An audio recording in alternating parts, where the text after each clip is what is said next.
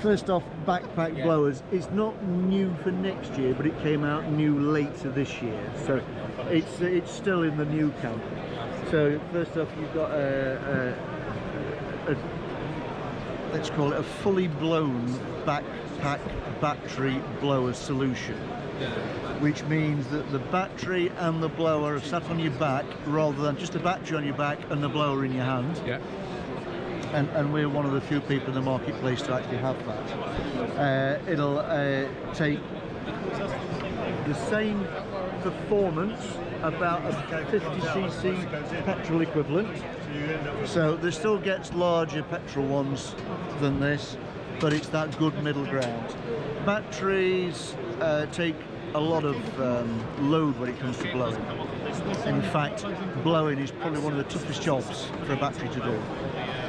With this, depending on how much load you put it on, with flat out, feather it a little bit, you'll get 2.5 hours trigger time out of a battery charge, the larger battery. That's pretty good. You've got some nice features on this. You've got power on and off, you've got battery status on the trigger, you've got the ability to have a boost function if you've got some wet leaves, just want to give it a little bit of extra. And down here you've got the ability to have a cruise control on it, so you can constantly feather the throttle. The battery is fully detachable, so you can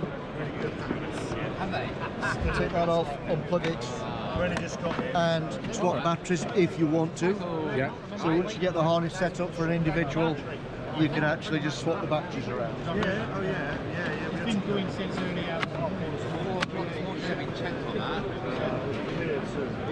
So that's a battery blower. There is also a halfway house that's new for next year now, which you've not seen on the market yet, and that's the other side. Yep. So it works out similar price. So this is a smaller backpack blower, but instead of using a backpack battery, you can actually put your small independent batteries in it. So if you've got batteries for other products, you can actually put two in here and have that sort of halfway house solution on that. So that's brand new for next year, but semi-professional customer. And so for the last 2 years, we've had battery trimmers out, which we see here, and they are the equivalent of around 25cc in petrol. Great little tools, but they have a limitation on size. It's 25cc, it's not a jungle buster. But got nice features on it with reversible head at the flick of a switch, cruise control on there, so you can just see here, there. At the flick of the switch you can make the head counter, rotate, or clockwise, which means you can always throw the debris the right direction. So That's quite smart. Yeah, and it does mean that the operator doesn't have to think about which way he's going around the product. Always work as cleanly as possible. And for 2020, there's a new 35cc equivalent coming out, so that's this one here now. So it's a more rugged design. Still works on the same battery system. Everything in the world of Husqvarna fits, every battery fits every product, so it's fully interchangeable. But with this now, rather than the power unit, or sorry, the battery being at this end and the motor being at the head, it's a more rugged design, which means the motor now needs to be at the battery end, otherwise it'd be too heavy at the front. And so now you've got battery and motor at the top end and a solid drive shaft down. Where do we get to? So yeah, so similar features. You've got cruise control on there, you've got battery indicator on the handle, and you've actually got a positive on and off switch. The positive on and off switch is important because on some battery machines, the minute you put the battery in, the product's live, and if somebody unknowingly squeezes the trigger, it will actually operate and potentially injure somebody. Another nice little feature on this one now is you've actually got a line feed on a button. Alright.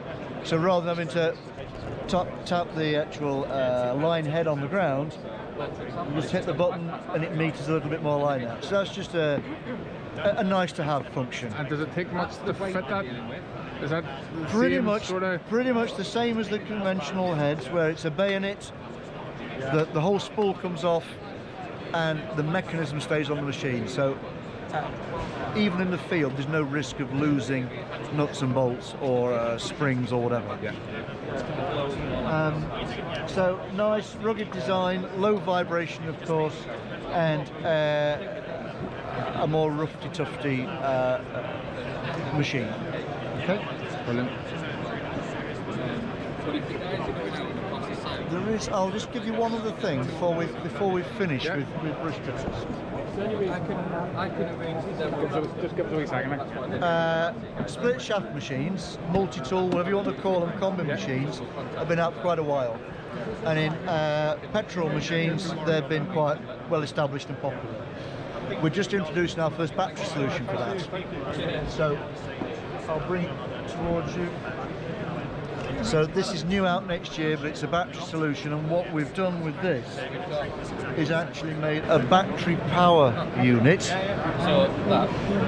that takes all the petrol attachments. Oh yeah, still have done something very similar. Yeah, so if you've got attachments already, Yeah. a battery power unit fits. So it's a shaft drive, same coupling, and it means that your investment is easier to transfer from battery to petrol. To go hand in hand with that this time, there's also the addition of a scissor head. Yeah. So for anybody that's concerned about throwing material up from a line head because they've got a risk of damage to vehicles or windows, you can now have the reciprocating type of head, which just does away with the thrown object risk. So that's a new attachment to go with the battery combi machine for next year. Right. Yeah. Kevin? So yeah, that pretty much wraps up the brush cutter. What's new for 2020?